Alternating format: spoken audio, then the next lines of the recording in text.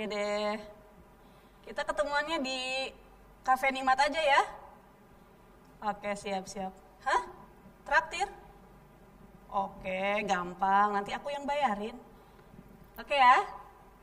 Oke, sampai ketemu lagi. Oke. Yuk, assalamualaikum. Oke. Kebetulan nih.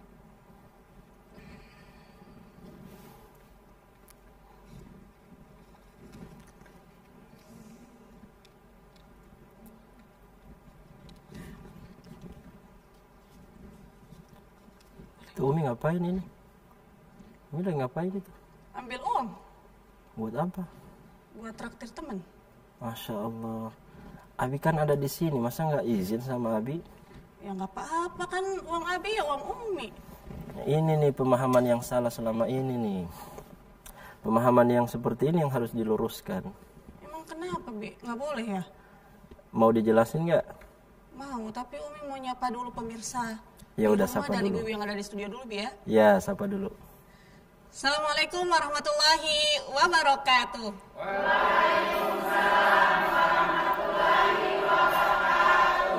Pemirsa, kembali lagi dalam program Lentera Hati. Alhamdulillah, damai di hati. Seperti biasa, saya Umi Nita bersama Abi Raja menyapa pemirsa di rumah dan ibu-ibu yang ada di studio.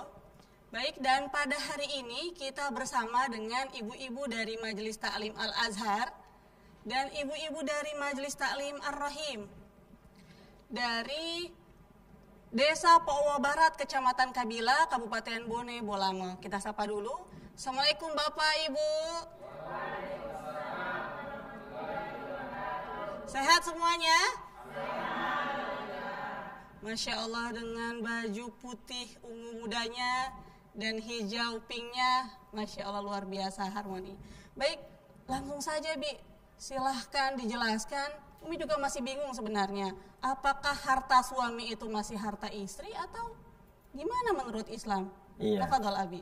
Bismillahirrahmanirrahim. Assalamualaikum warahmatullahi wabarakatuh. Alhamdulillah, assalatu wassalamu ala rasulillah wa ala alihi wa ashabihi wa mawala. Para pemirsa setia TVRI, khususnya acara Lentera Hati, dan para hadirin dari Majelis Ta'lim yang sudah hadir di studio, semuanya saya doakan insyaallah dengan segala kebaikan ya. Amin, amin.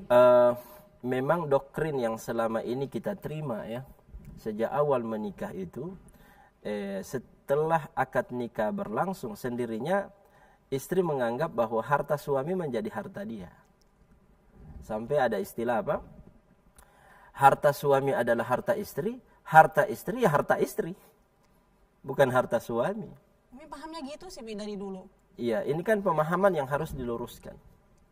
Jadi setiap individu, setiap orang itu hartanya harus dijamin, tidak boleh dicampur dengan orang lain. Tidak boleh ada istilah campuran, harta campuran. Kecuali kalau dalam perniagaan, dalam perusahaan, kemudian ada saham ya. Itu kalau untuk pengembangan usaha tidak masalah. Tapi untuk harta pribadi itu, harta istri adalah harta istri, harta suami ya harta suami. Maksudnya bagaimana? Sebelum menikah kan masing-masing punya bawaan harta. Entah itu harta warisan dari orang tuanya, atau hibah dari orang tuanya, atau hasil usaha sebelum menikah dia sudah jadi pengusaha misalnya. Dia sudah punya mobil, dia punya rumah. Setelah menikah itu tetap atas nama dia dan tidak boleh otomatis menjadi milik istri. Lalu apa yang diberikan kepada istri kalau begitu Pak Ustadz? Nafkah, bukan harta. Kan nafkah kan bagian dari harta. Jadi kewajiban suami setelah menikah hanyalah memberikan nafkah. Dan berapa kadar nafkahnya itu dikembalikan kepada urf, kepada kebiasaan, tradisi masyarakat setempat. Kalau di situ masyarakat orang-orang yang kaya yang memang nafkahnya ya, pada umumnya tiap bulan itu mahal, tiap hari makan daging, makan ayam misalnya ya, maka suami harus menyesuaikan dengan nafkah yang ada, kebiasaan yang ada, atau dikembalikan kepada tradisi kehidupan sang istri sebelum menikah. Dia berada di lingkungan keluarga yang kaya. Tiap hari dapat nafkahnya, makan ini, makan itu, pakaiannya setiap bulan berganti. Ya, perhiasannya. Nah, sang suami kalau berani menikahi wanita tersebut, dia harus mampu menyesuaikan nafkahnya sama dengan nafkah orang tuanya. Dikembalikan kepada urf, itu namanya. Tapi nafkah ini kemudian hanya dalam bentuk apa? Satu, tempat tinggal. Wa askinuhunna min haitsu sakantum, berikan mereka tempat tinggal di mana kalian tinggal. Lalu tempat tinggal itu menjadi milik istri, Pak Ustaz? Tidak. Kalau dia rumah suami, ya tetap atas nama suami. Kan tidak mungkin di sertifikat atas nama suami istri. Tetap atas nama suami. Kecuali kalau memang suaminya punya rumah, kemudian dibangunkan rumah baru, misalnya saya mau bangun rumah baru atas nama kamu. Berarti itu jatuh miliknya menjadi milik istri, kepemilikannya adalah milik istri, tapi harus dibuktikan dengan sertifikat. Itu jatuhnya milik istri. Berarti lewat jalur apa? Jalur hibah. Ya.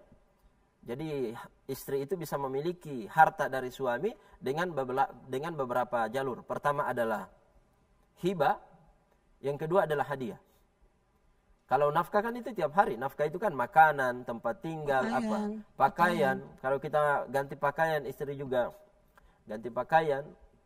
Kecuali kalau memang ada alasan kita public figure yang lebih banyak ditampil di publik, kemudian membutuhkan banyak kostum secara penampilan misalnya, dan istri lebih banyak di rumah, maka disesuaikan juga. Jangan tiap kali mau ganti baju kemudian istri minta juga, padahal jarang tampil di luar. Istri yang minta daster, Bi, boleh dong? Ya, kecuali kalau dia ganti baju, dia belikan daster, ya itu kan kebutuhan untuk rumah tangga. Jadi disesuaikan. Jangan suami ganti baju terus, istrinya itu terus bajunya. Itu tidak boleh dalam agama, menzolimi. Ya. Itu sekedar itu nafkahnya, makan secukupnya. Setiap hari dikasih makan itu sudah nafkah. Jadi kalau ada orang yang sudah tidak mampu lagi memberikan makanan, tidak mau lagi memberikan makanan, ya, memberikan makanan, nafkah makan terhadap istrinya, berarti dia sudah menzalimi istrinya. Dia tidak lagi memberikan nafkah secara lahir terhadap istrinya. Orang ini melanggar sigat ta'liqut talaq. Dan dengan itu dia bisa diajukan ke pengadilan melalui buku nikah tersebut. Jadi sigat ta'liqut talaq itu sebenarnya senjata ampuh buat ibu-ibu. Jangan cuma jadi simpanan pajangan di bupet atau di lemari, ya. Baca baik-baik itu. Kalau ada yang dia langgar, makanya dia dibaca di depan orang setelah akad nikah supaya dia tidak berani melanggar. Kalau dia melanggar, saya ajukan kamu dengan poin-poin yang kamu langgar di buku nikah ini, ya. Karena banyak orang yang tidak tahu, akhirnya lebih banyak menerima kezaliman yang dia dapatkan dari suami daripada melaporkan suaminya dalam rangka shock terapi untuk suaminya. Saya tidak sedang mengajarkan ibu-ibu salah sadik balapor, tidak. Cuma kalau sudah terlanjur, sudah keterlaluan suaminya, tidak ada cara lain untuk terapi, maka silakan bawa buku nikah itu kemudian ajukan bahwa suami saya sudah melanggar poin ini. Dia tidak lagi memberikan nafkah lahir, tidak memberikan nafkah batin. Kan di situ disebutkan sewaktu-waktu saya, ya, A apa, B apa, kan gitu. Menyakiti badan atau jasmani istri saya, ya, membiarkan dia 2 bulan lamanya, 6 bulan tidak memberikan nafkah lahir batin, itu bisa diajukan. Berarti bingkainya itu cuma sigat ta'liqut talaq itu ya, Bi? Ya. Nggak bisa keluar dari situ? Nggak bisa dari situ. Pada dasarnya tidak ada hukum yang mengatur istri. Oleh karena itu untuk kemaslahatan istri dibuat itu sigat ta'liqut talaq. Jadi biar istri dipukul, biar istri dizolimi, dia tidak bisa minta cerai dari suami. Supaya ada dasarnya, maka undang-undang mengatur, dibuatlah yang namanya sigat ta'liqut talaq. Ya, menggantungkan cerai di poin-poin itu. Sewaktu saya kalau melanggar poin A, lalu diajukan oleh istri saya ke pengadilan agama, dan pengadilan agama membenarkan pengaduannya, maka jatuhlah talak saya 1 kepadanya, dan sebagai pengganti istri membayarkan uang 10.000 ke pengadilan agama tersebut. Dan saya mengkuasakan itu kepada, dan seterusnya. Kan begitu bunyi ininya. Maka dengan memberikan 10.000 ke pengadilan agama, hadir atau tidak sang suami, jatuhlah talak 1 suami kepada istrinya. Cuma kan banyak orang tidak tahu. Akhirnya ambil jalan pintas, nikah lagi padahal tanpa melalui jalur perceraian. Kembali lagi ke nafkah tadi. Selebihnya, kalau sudah dikasih makan, dikasih pakaian, tidak ada hak untuk menuntut. Pokoknya semua yang mendapat kamar kita pedo ya. Enggak. Ini keliru ini. Ya, doktrin yang harus diluruskan, tinggalkan. Ya. Pokoknya ngamila masomai langsung depojil mai itu ali. Tidak boleh. Sisa-sisa topojil pa itu kau oleh ngambil dia mau cari-cari kamar, mau tapu lima itu anaknya. Dia mau dapat semua. Memang pintar cari ol kan. Apalagi kalau yang sudah nempel di cucian gitu Bi, atau di setrikaan. Yang ditemukan di kantong celana suami sebelum mencuci wajib dilapor dan wajib dikembalikan. Ya, rezeki itu Bi. Enggak. Bukan rezeki.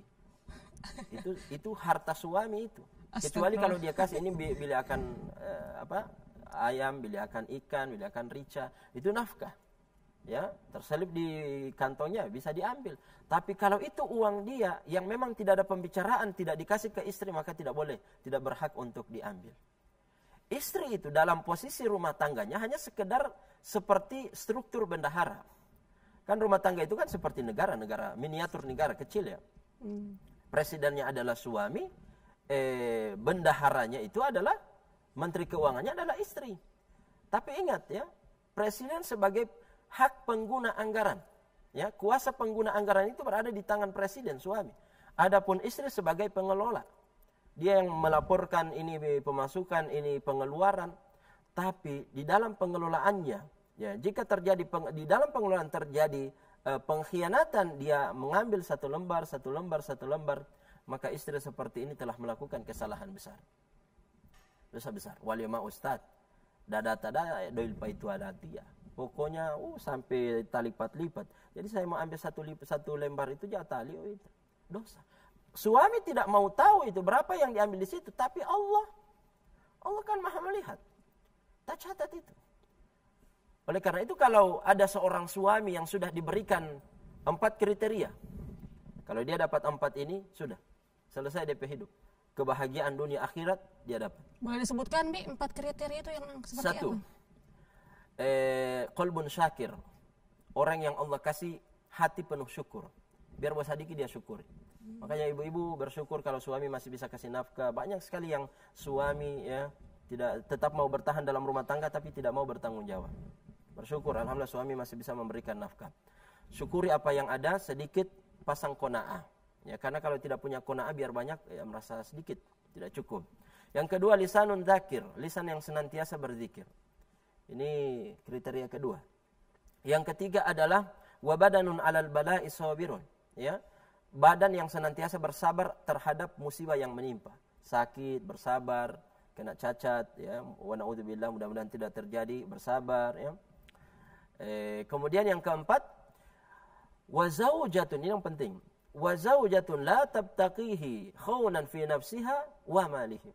Seorang istri yang tidak pernah terfikir untuk melakukan pengkhianatan dalam rumah tangga alias perselingkuhan. Ya, alias perselingkuhan. Tidak pernah melakukan perselingkuhan di dalam rumah tangga, mengkhianati suami dan tidak pernah mengkhianati suami dalam pengelolaan hartanya. Jadi kalau ada suami yang istrinya amanah sekali, ya 1.000 rupiah saja dia laporkan, orang ini sudah mendapatkan kebahagiaan dunia dan akhirat. Masya Allah. Karena jarang-jarang istri yang kemudian yang sedikit saja dilaporkan, kan gitu. Jadi saya doakan, tapi insya Allah ibu-ibu yang ada di sini semuanya rajin lapor, ya. Lapor so habis garam, lapor so habis polrica. Baik. Adapun harta suami, adapun harta istri paten, tidak bisa diganggu gugat. Kalau harta suami tetap bisa diambil untuk nafkah.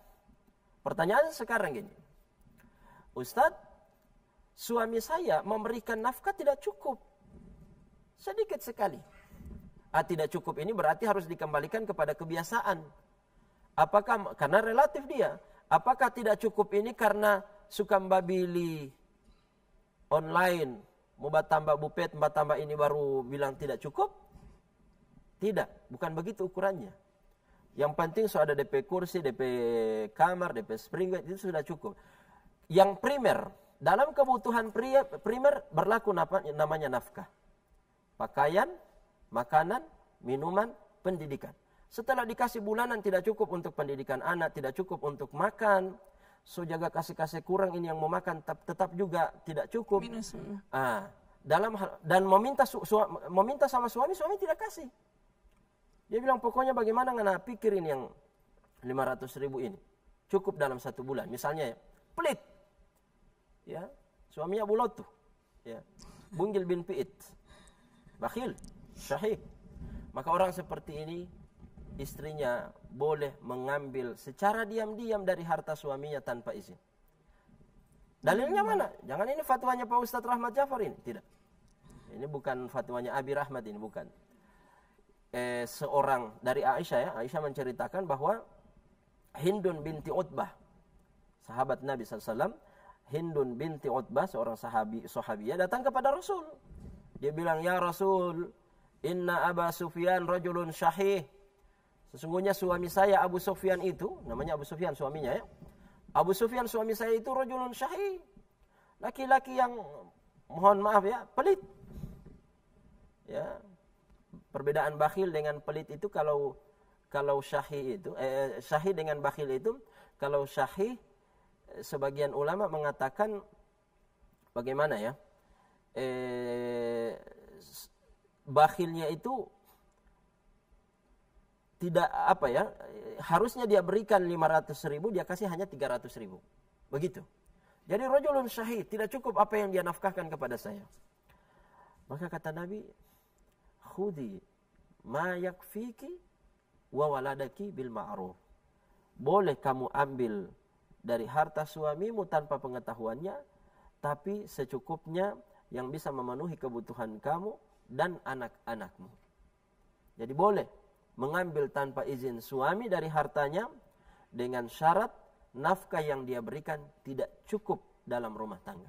Tapi kalau secukup baru masih ambe-ambe, dosa besar di hadapan Allah Subhanahu wa taala. Satu. Yang kedua, kenapa tidak boleh dicampur antara harta suami dengan istri? Karena begini, kalau mau dicampur antara harta suami dengan istri, ini akan rancu, membingungkan di dalam hal pembagian warisan.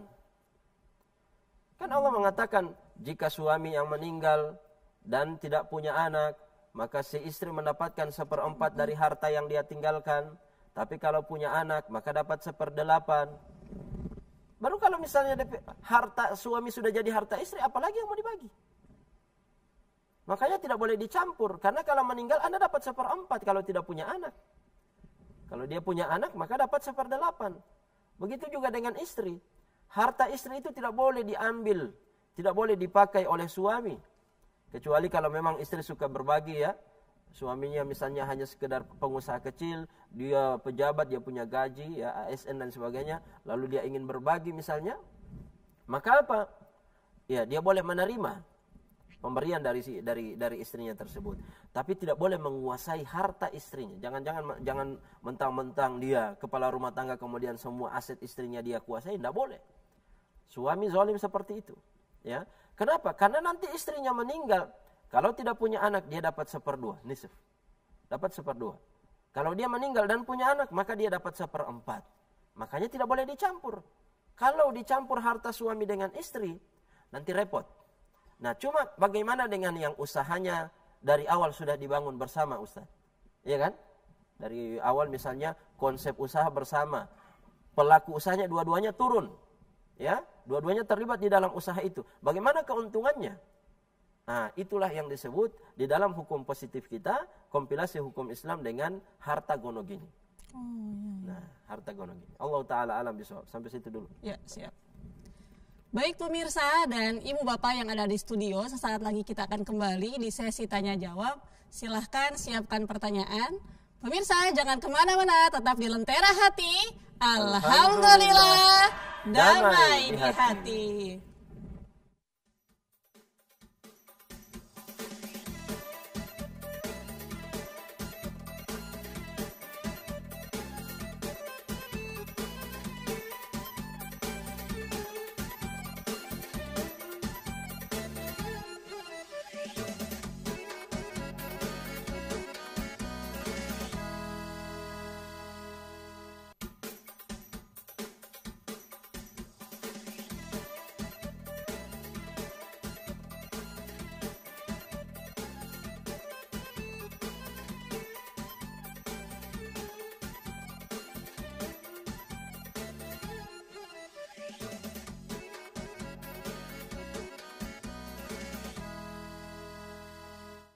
Baik, kembali lagi dalam program Lentera Hati. Alhamdulillah, damai di hati. Baik, langsung ke pertanyaan. Silahkan Ibu Bapak yang ingin bertanya dari sebelah kanan saya dulu. Oh, silahkan Pak. Iya, terima kasih. Assalamualaikum warahmatullahi wabarakatuh. Waalaikumsalam warahmatullahi wabarakatuh. Iya, terima kasih Abi Raja, Umi Nita. Ya, berangkat dengan materi kita, alhamdulillah. Materi kita ini adalah apakah benar harta suami adalah milik istri? Ya, kami sebagai seorang suami sangat berterima kasih dengan materi ini karena dari sikat nikah saja kami sudah paham tentang kewajiban bagi seorang suami pada seorang istri. Tapi dikaitkan dengan harta, ini yang menjadi satu beban kami dalam keluarga. Maka dalam hal ini saya berangkat beberapa pertanyaan. Yang pertama, adakah dalam agama Islam bagian persen dalam kehidupan berumah tangga itu hak istri yang diambil? Ya. Yang kedua, bagaimana seorang istri membelanjakan atau menggunakan harta suami itu dengan cara berpoya-poya tanpa sepengetahuan dari seorang suami. Yang ketiga, ini berbicara tentang hak. Tadi sudah dikatakan bahwa memang benar adalah harta suami itu adalah harta istri. Nah, bagaimana dikaitkan dengan hak harta suami ini dengan yang dikaitkan dengan ibunya? Karena kita dalam hadis saya pernah membaca bahwa yang pertama yang kita hormati adalah ibumu dan ibumu. Padahal yang keempat itu adalah ayah. Nah, itu bagaimana kaitannya dengan harta ini tentang hak? Ya, mohon dijelaskan, Ustaz. Terima kasih. Assalamualaikum warahmatullahi wabarakatuh. Waalaikumsalam warahmatullahi wabarakatuh. Baik Abi, ada 3 pertanyaan dari, mohon maaf, dari Pak siapa dengan Pak siapa? Ya, Hamid Saleh dari Majelis. Oh, Pak Hamid. Al-Azhar, ya. Baik, pertanyaan pertama dari Pak Hamid, bagian persen untuk seorang istri dalam rumah tangga, kira-kira ada nggak Bi dalam Islam? Untuk persennya itu tidak ada ketentuannya. Dikembalikan kepada urf, kepada tradisi. Ya, kalau misalnya dia dari kalangan orang kaya, biasa makan yang enak-enak, ya suami harus lebih banyak lagi mengambil dari hartanya untuk nafkah istrinya. Begitu. Tapi untuk berapa persen wajib diberikan kepadanya itu tidak ada. Ya. Jadi dia relatif ya. Antara satu keluarga dengan keluarga yang lain itu berbeda-beda nafkah tiap bulannya. Dan sekali lagi nafkah yang wajib dikeluarkan hanyalah nafkah yang primer ya. Adapun yang sekunder ya, yang tambahan tersier itu semuanya kembali kepada suami. Kalau suami tidak suka isi rumah, ya sudah terima apa adanya. Ya jangan kemudian diam-diam istri belanja online pakai harta suami pula. Ya, apalagi itu berkaitan dengan kebutuhan dia pribadi. Tanpa izin ya, yang salah tanpa izin. Jangan diplesetin. Tanpa izin. Kalau dia izin, Papa atau Abi, Umi izin ya mau beli celana, mau beli jilbab, ini online, ini di online shop, ini murah-murah. Dia minta izin, lalu diizinkan, ya silakan, alhamdulillah bersyukur, tambah lagi pelayanan sama suami, supaya nanti mau ditambah lagi uang belanjaan kan. Lazidannakum ya kan, lain syakartum lazidannakum. Ya. Ya, tapi kalau suami bilang, ya kayaknya untuk kebutuhan kita masalah ini belum terlalu darurat, jadi pending dulu ya, maka istri tidak boleh cemberut, istri tidak boleh marah, terima, memang suami belum izinkan. Jadi tidak boleh memaksa. Ya. Ini apalagi tiap bulan sudah ada jadwal khusus ini. Ya, jadwal ini misalnya untuk online apa, jadwal berikutnya untuk online shop apa. Ini tidak boleh, ya, tanpa izin suami. Jadi begitu Pak Hamid ya. Kemudian yang berikutnya. Yang kedua, bagaimana dengan istri yang suka foya-foya menggunakan harta suami? Iya. Istri yang suka foya-foya menggunakan harta suami, harusnya suami bisa mengarahkan dia, bisa mendidik dia, nasihati baik-baik dari hati ke hati, bahwa ada hal yang lebih penting lagi untuk kita adakan dari uang ini. Jangan dipakai foya-foya. Kalau kebutuhan makan kamu sudah saya penuhi, pakaian yang kamu mau saya sudah adakan, ya. Apalagi? Kenapa harus berfoya-foya, ya? Pergi ke tempat ini, pergi ke tempat itu, padahal sudah sering begitu, ya. Artinya sudah di luar sesuatu yang wajar, di luar wajar. Nah, itu boleh sudah boleh di nasihati oleh suami. Itu kadang karena Cuma jangan suami pergaulan, juga zalim, ya, bertahun-tahun tidak pernah diajak keluar, diajak wisata, padahal banyak tempat wisata misalnya di Gorontalo. Istri juga jangan penjarakan mereka di dalam rumah. Jangan penjarakan istri di dalam dapur, mereka bukan babu, mereka bukan pembantu. Sehingga Anda jalan kemana-mana dengan teman-teman, istri tidak pernah diajak, itu bukan suami yang baik juga. Suami yang bijak itu lebih memprioritaskan keluarganya dibandingkan orang lain. Dia ajak wisata, istrinya, anak-anaknya dia dahulukan, ya. Sekali-sekali dengan teman-temannya, begitu. Kalau ada waktu dengan teman, ada waktu juga dengan keluarga. Jangan kungkung mereka di dalam dapur, begitu. Nah, kalau sudah dikasih, sudah dipenuhi, lalu berfoya-foya di luar itu, istri sedang melakukan dosa dan kezaliman. Ya. Dosa itu, Bi, ya? Dosa. Apalagi tanpa izin, berfoya-foya tanpa izin. Ditegur marah. Ya, sudahlah dia berdosa melakukan kezaliman, pengkhianatan terhadap harta suaminya sebagaimana disebutkan dalam hadis tadi. Ditambah lagi dengan membangkang, meninggikan suara di hadapan suami, tidak boleh. Ya, jadi itu jawabannya. Ini pertanyaan terakhir dari Pak Hamid. Kira-kira bagaimana dengan hak suami untuk memberi kepada ibunya? Baik. Suami itu setelah akad nikah, akad nikahnya tidak pernah menggeser kewajiban dia daripada taat terhadap dan patuh terhadap, berbakti terhadap orang tuanya. Adapun istri setelah akad nikah, ya, berpindah wilayah ya, dan tanggung jawab dari orang tua kepada suami. Dan karena itu setelah menikah yang harus diprioritaskan untuk berbakti itu adalah suami. Tapi ingat, suami yang baik, suami yang bijak tidak pernah memanfaatkan keadaan itu. Mentang-mentang misalnya kamu sudah jadi wilayah saya, tanggung jawab saya, tidak boleh lagi datang kepada kedua orang tuamu, ya. Tidak boleh lagi jenguk-jenguk orang tua, ya. Ini suami yang zalim ini. Memang istri itu sudah berpindah wilayah kekuasaan orang tua kepada Anda. Tapi bukan berarti Anda bisa menghalangi dia untuk berkunjung dan berbakti kepada orang tua. Bahkan suami yang baik itu selalu mendorong istrinya, ayo berbakti sama orang tua. Kapan ada waktu silakan berbakti sama orang tua. Pergi bantu ibu, pergi bantu bapak, masakin bapak. Begitu. Jadi suami yang baik begitu. Ya.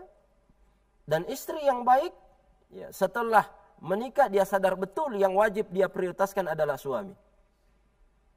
Bahkan kalau mau pergi kepada kedua orang tua, suami tidak izinkan karena suami mau pergi ke luar kota, dia tidak mau istrinya pergi sendiri, orang tuanya jauh. Apapun yang terjadi sama orang tuanya, istri tidak boleh pergi. Selama belum datang izin yang kedua, boleh pergi. Misalnya pesan sebelum keluar rumah, sebelum berpisah, jangan keluar rumah sampai saya kembali. Orang tuanya sakit, tidak ada akses untuk menghubungi suaminya. Misalnya dia di laut atau di mana begitu. Selama tidak dapat info tentang suaminya, tidak dapat izin dari suaminya, sakit sampai mati pun tidak boleh dikunjungi. Nggak durhaka itu istrinya, Bi? Ya, ini kan pernah. Ada kan menurut kita durhaka kan? Bilang, waduh, Ustaz Rahmat ini mengajarkan istri durhaka ini. Enggak. Justru istri seperti ini, orang tuanya diampuni gara-gara ketaatannya terhadap suaminya. Masya Allah. Ini pernah terjadi di zaman Nabi SAW. Seorang istri mendapatkan pesan dari suaminya, selama saya belum kembali ke rumah, jangan keluar rumah. Apa yang terjadi? Ya, orang tuanya sakit. Pengen jenguk, saudaranya bilang, mengotot timama, mota pomilo hupo. Dia bilang, saya dapat pesan dari orang tua, tidak dari suami, tidak boleh keluar. Datang lagi, sudah sakarat, saya tidak boleh keluar. Datang lagi, sudah meninggal, saya tidak bisa melayat. Bergejolak hatinya itu. Sampai kemudian datang kepada Rasul, dia bertanya, Rasul, apakah saya anak durhaka? Kenapa? Dia ceritakan. Sampai meninggal saya tidak bisa jenguk, tidak bisa melayat orang tua. Apa kata Nabi? Orang tuamu diangkat derajatnya dan diampuni seluruh dosa-dosanya karena ketaatanmu sebagai anak terhadap suaminya. Masya Allah. Jadi karena kamu adalah anak dari orang tuamu itu, lalu kemudian kamu taat terhadap perintah suamimu, maka orang tuamu seluruh dosa-dosanya sudah diampuni karena ketaatanmu terhadap suamimu itu. Masya Allah. Jadi tidak ada istilah anak durhaka di situ. Jadi itu saking taatnya ya. Rasulullah SAW mengatakan, "Lau kuntu amiran ahadan ayyasjuda li ahadin, la amartu imra'atan an tasjuda li zawjiha." Andaikan saya bisa boleh menyuruh seseorang sujud di hadapan seseorang, maka pasti yang akan pertama kali saya perintahkan adalah istri sujud di hadapan kaki suaminya. Sujud di hadapan suaminya. Tapi kan tidak boleh. Artinya saking pentingnya ini, tingginya kedudukan suami dalam rumah tangga. Adapun suami, tidak. Tetap yang prioritas adalah orang tua. Dan istri yang baik adalah istri yang senantiasa memposisikan diri. Selalu memotivasi suami, mengingatkan suami, jangan lupa berbakti sama orang tuamu. Sekali lagi, suami yang baik, kalaupun dia sudah dapat perintah dari istrinya untuk berbakti kepada kedua orang tua, tetap dia bisa membagi adil antara pemberian terhadap orang tuanya dan terhadap istrinya. Masalah yang terjadi, ya, yang sering terjadi menjadi bahan diskusi kami, ada orang yang curhat sama saya, seorang istri curhat sama saya, dia bilang, "Ustaz, saya bagus sekali, saya mendukung suami saya berbakti sama orang tuanya. Persoalannya dia tidak adil lagi.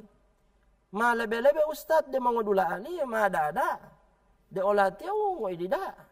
Ya kan, itu masalah kan? Suami lebih banyak kepada orang tuanya, kepada saudaranya, ketimbang kepada istrinya. Ya, kepada istrinya ya. Kepada keluarga istri tidak punya hak, tidak punya kewajiban. Suami tidak punya kewajiban memberikan kepada keluarga istri. Tapi kalau dia memberi, itu adalah ihsan, itu adalah kebaikan. Oleh karena itu, harta istri tidak boleh diambil oleh suami, karena dia juga bisa berhak memberikan, berbagi kepada keluarganya. Dan kalau istri berbagi kepada keluarganya, suami tidak boleh melarang, ya, minta izin atau tidak. Yang penting hartanya sendiri yang dia bagikan, itu tidak masalah. Misalnya dia punya gaji sendiri, ibu punya gaji. Ibu mau berbagi dengan orang tua, ya, mau izin atau tidak masalah. Ya, tapi kalau harta suami yang ingin dibagikan kepada orang tua, kepada saudara, wajib minta izin. Baik. Baik, Bi, kita harus break sejenak. Ya.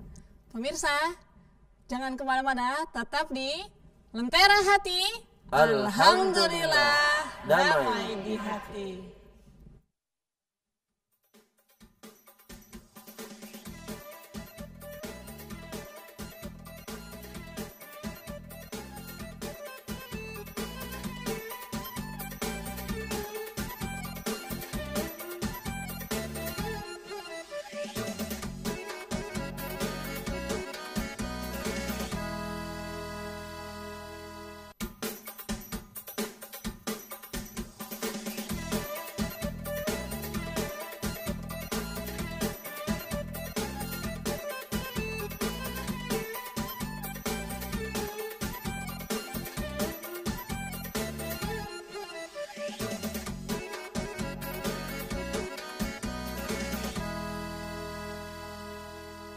Kembali lagi dalam program Lentera Hati.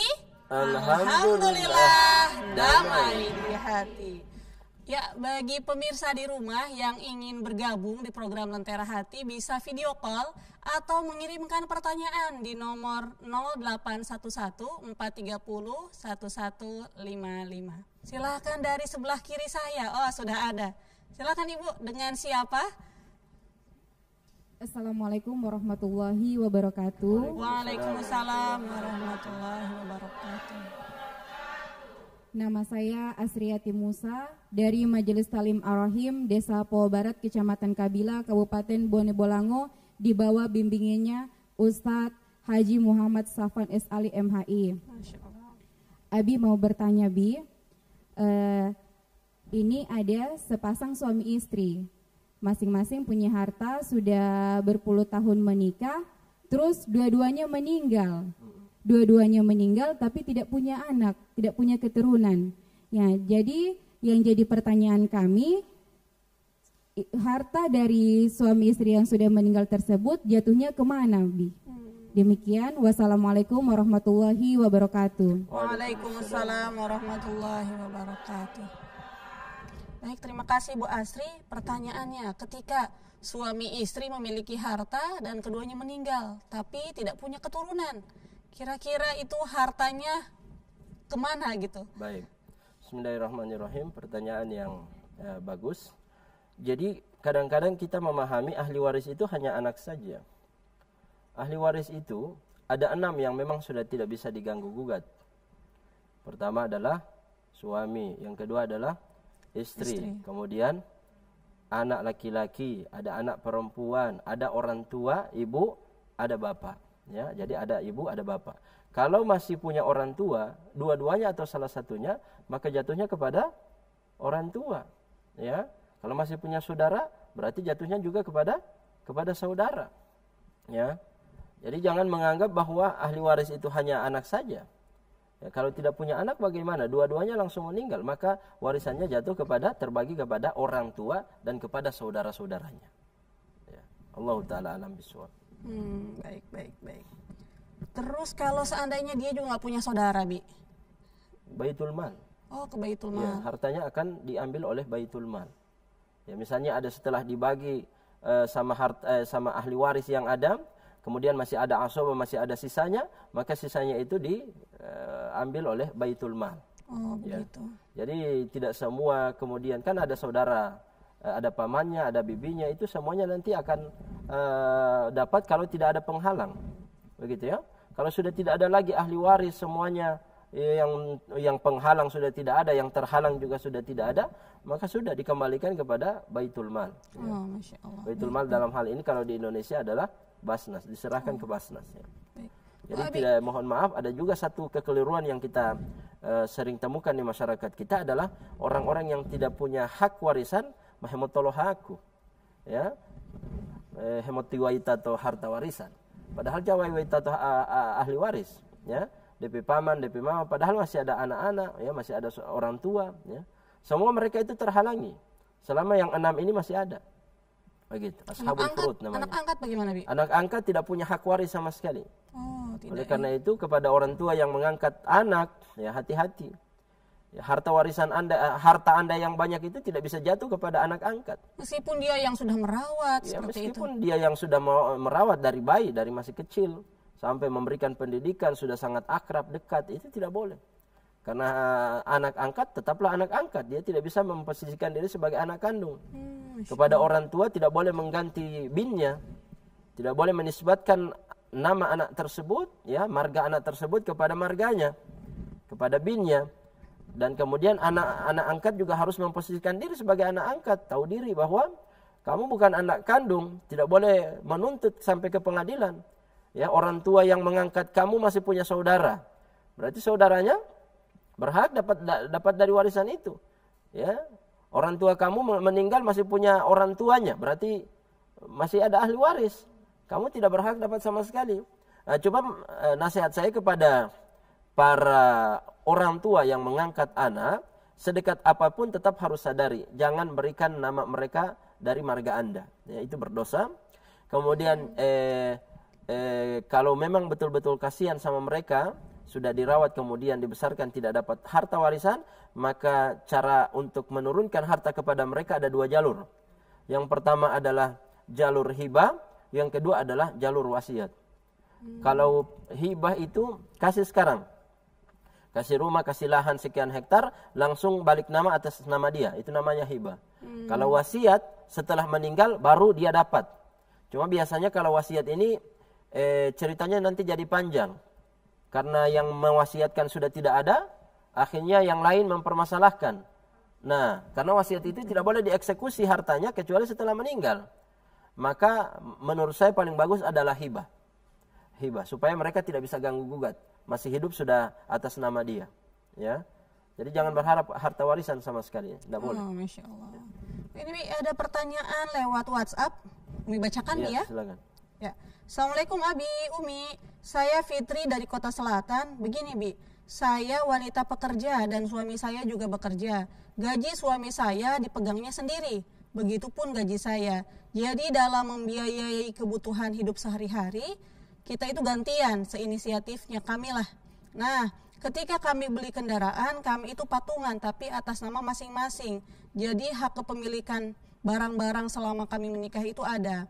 Dan apapun yang menjadi milik saya, ketika seorang bahkan anak saya ingin meminjam, suami saya selalu bilang, izin tuh sama mama dulu, barang itu milik mama.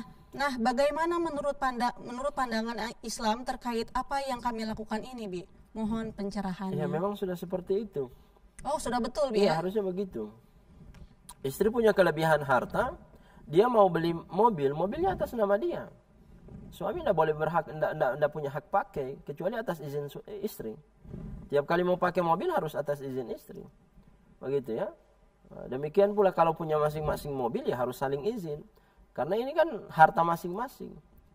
Jadi jangan menganggap bahwa setelah berumah tangga itu semua jadi campur aduk. Pokoknya nggak pe harta, kita pe harta. Tidak boleh. Masing-masing. Kecuali dalam nafkah ya. Nafkah itu kewajiban suami. Boleh dinikmati oleh istri. Selebihnya tidak boleh. Ya, masing-masing ada sertifikatnya, nama suami, nama istri. Ini kan doktrin Barat yang sudah masuk sampai ke Indonesia. Doktrin Barat itu apa? Campur antara harta suami dengan istri. Itulah yang kemudian lahir istilah harta gonogini. Tapi di Indonesia itu harta gonogininya itu diakibatkan karena usaha bersama. Ya, setelah menikah ada bawaan harta masing-masing. Tapi kan tidak mungkin mau kasih habis ini harta ini. Supaya berkembang, ya modal. Patungan dari saya sekian. Ya, 100 juta, kamu 100 juta.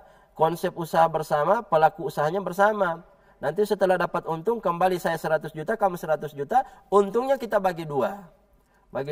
Meninggal usahanya masih cerai usahanya masih ada asetnya, maka di pengadilan hakim yang akan memutuskan sesuai dengan besarnya saham. Itu yang disebut dengan harta gonogini. Harta gonogini itu tidak ada berapa sepersekian. Kembali kepada keputusan hakim. Ya. Dia akan telaah, dia akan analisa mana yang lebih banyak sahamnya, mana yang lebih banyak perannya. Baik, itu dia Bu Marni, jawaban dari Abi Raja insya Allah mencerahkan dan dapat bermanfaat. Baik, selanjutnya ada pertanyaan dari Bapak yang ada di studio. Silakan Bapak sebutkan nama dan langsung ke pertanyaan. Oke, terima kasih. Assalamualaikum warahmatullahi wabarakatuh. Waalaikumsalam warahmatullahi wabarakatuh. Langsung saja pada Abi. Saya barangkali sedikit menambahkan pertanyaan dari nama saya Dahlan Ismail, Kepala Desa Powo Barat. Masya Allah. Dan alhamdulillah 2 majelis taklim pada siang hari ini bisa tampil di TVRI. Jadi saya barangkali sedikit menyambung dari Ketua Majelis Taklim Ar-Rahim. Mungkin maksud beliau tadi itu dari satu keluarga yang tidak memiliki keturunan kemudian meninggal, mungkin maksud dari beliau itu adalah harta ini berapa persen untuk keluarga laki-laki dan berapa persen untuk keluarga perempuan. Ya, misalnya suami istri meninggalkan harta, kemudian tidak punya keturunan, nah harta ini pembahagiannya seperti betul, apa? Berapa persen untuk keluarga laki-laki, berapa persen untuk keluarga perempuan, mungkin begitu. Ustadz, saya ada kasus satu juga. Dulu itu pernikahan itu orang tua kita itu sering maharnya itu dalam bentuk barang. Ada yang dalam bentuk tanah, ada yang dalam bentuk pohon cingke, itu kalau tidak salah dulu itu. Saya ada satu kasus, saya pernah menemukan itu bahwa ada suami istri yang maharnya pada saat itu sebidang tanah. Setelah meninggal, kebetulan suami istri ini tidak punya keturunan. Nah, setelah meninggal, kasus ini masuk ke saya, ada keluarga dari pihak laki-laki menggugat tanah itu. Saya pada saat itu berpikir ingin mengembalikan tanah itu, karena beliau dari keluarga laki-laki. Tapi ternyata setelah dilakukan pemeriksaan, muncul surat. Surat itu kan salah tahun 60-an, bahwa tanah itu ternyata dia dalam bentuk mahar. Kira-kira bagaimana hukumnya nih Ustadz? Pada saat itu saya tidak bisa mengambil keputusan, saya serahkan kalau boleh ke pengadilan, karena ini dalam bentuk mahar, saya tidak berani mengambil satu keputusan bahwa tanah ini milik siapa. Kebetulan tanah itu sudah dikuasai oleh pihak dari istri. Nah, dari keluarga laki-laki ingin mengambil alih. Cuma karena dasarnya mahar, saya baca suratnya tahun 60-an, sehingga saya mengambil kesimpulan bahwa silakan ke pengadilan, saya tidak berani. Kira-kira bagaimana hukumnya itu, Abi? Masalah mahar. Terima kasih. Assalamualaikum warahmatullahi wabarakatuh. Waalaikumsalam warahmatullahi wabarakatuh. Baik, terima kasih Pak Dahlan. Ada 2 pertanyaan, Bi. Yang pertama, pembagian harta dua belah pihak ketika suami istri itu meninggal, kira-kira ke keluarga dan tidak meninggalkan anak.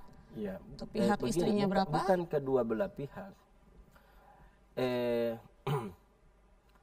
Kan bukan kedua belah. Kan si istri punya harta. Ya. Si suami punya harta. Harta istri yang akan menjadi ahli warisnya adalah keluarganya. Ya. Gitu kan? Jadi bukan kedua belah pihak. Ya sudah, berapa harta si istri itulah yang akan dibagi kepada ahli waris yang ditinggalkan. Ya kan? Kan mungkin si istri masih punya saudara. Misalkan atau masih punya orang tua. Di sini mungkin masih punya orang tua tapi tidak punya saudara, atau punya saudara tapi tidak punya orang tua, kan begitu. Untuk sepersekian pembagiannya harus dibaca ulang nanti, insya Allah. Kalau ini kita konsultasi ini saja ya, secara langsung nanti virtual.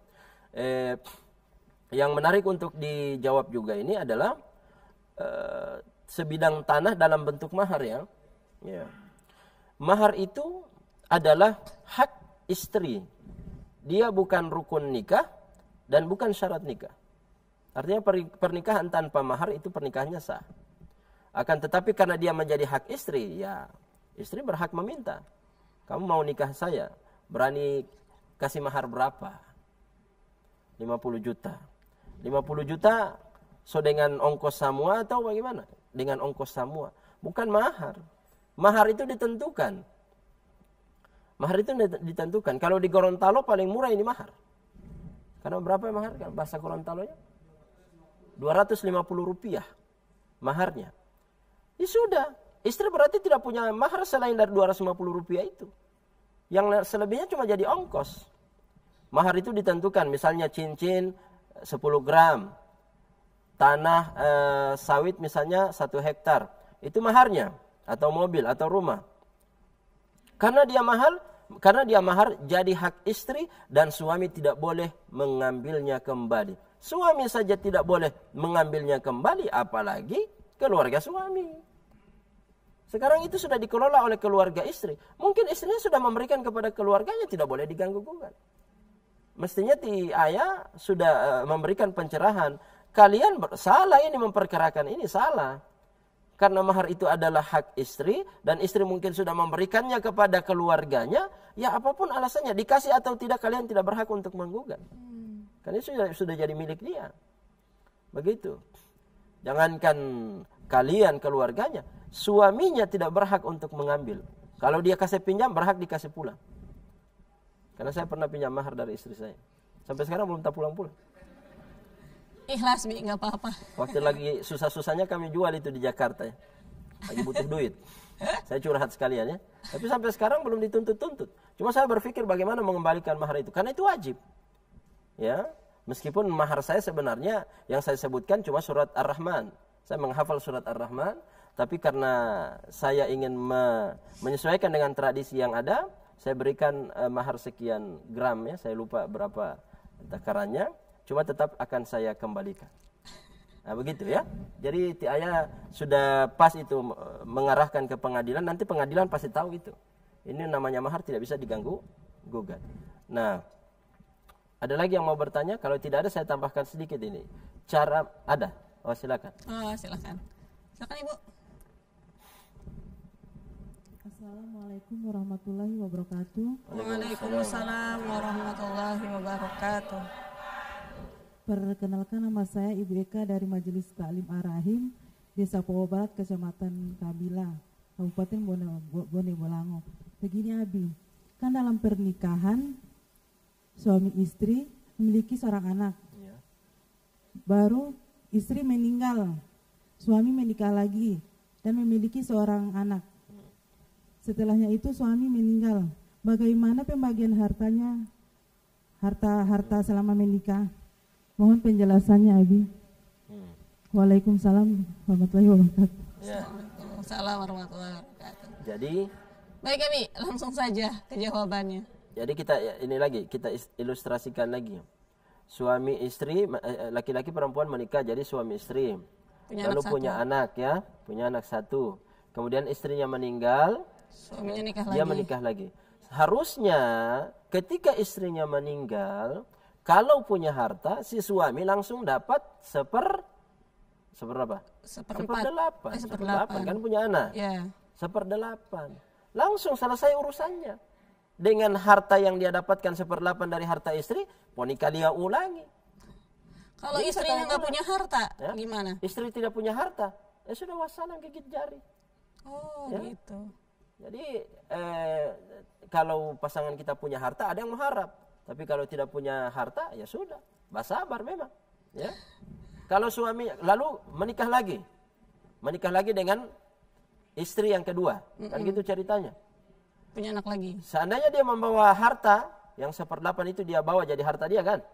Ya. Lalu dia menikah lagi, lalu dia meninggal, maka dan punya anak. Ya, dia punya anak, berarti istrinya berhak mendapatkan 1/8. Ya. Mohon maaf, tadi bukan 1/8, 1/4 dia. Iya. Karena suami itu 1/2 kalau istrinya meninggal tidak punya anak, maka 1/2. Karena istrinya punya anak, maka suami dapat 1/4. Bayangkan, 1/4 dari 1 miliar kan lumayan. Nah, dia kawin lagi, dia nikah lagi, lalu dia meninggal, hartanya akan diwarisi oleh istri yang kedua. Berapa? Kalau dia punya anak, maka istri kedua dapat 1/8. Kalau tidak punya anak, dapat 1/4. Nah ini kan ada 2 anak kan dari almarhumah istri pertama dengan istri kedua. Berarti anak pertama dari istri pertama itu dapat 2 kali warisan dia? Iya. Dari ibunya dengan dari ibunya ayahnya? dengan dari bapaknya. Anak pertama. Gitu. Dari ibunya dengan bapaknya. Anak kedua tidak berhak dapat warisan. Karena dia hanya anak tiri. Yang berhak dapat warisan adalah anak kandung ya, yang kedua ya, bukan bawaan ya. Oh iya, dapat juga. Ya dapat juga. Berarti yang pertama dapat 2 kali. Dari yang pertama kemudian yang kedua. Baik, cukup ya. Ya.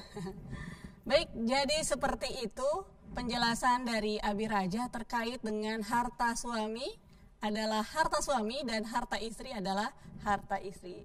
Insya Allah Allah jadikan menjadi hamba-hamba yang memiliki qalbun syakirun atau yang memiliki hati-hati yang penuh dengan rasa syukur. Baik, dan kami ucapkan terima kasih kepada pemirsa di rumah dan Bapak Ibu dari Majelis Taklim Al-Azhar dan Majelis Taklim Ar-Rahim yang telah hadir di studio. Insya Allah kita bisa ketemu lagi ya Pak, Bu. Amin. Baik, terima kasih. Saya Umi Nita dan Abi Raja pamit undur diri.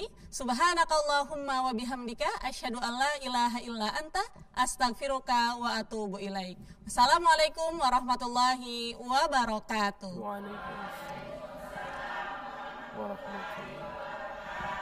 Lentera hati, alhamdulillah damai di hati.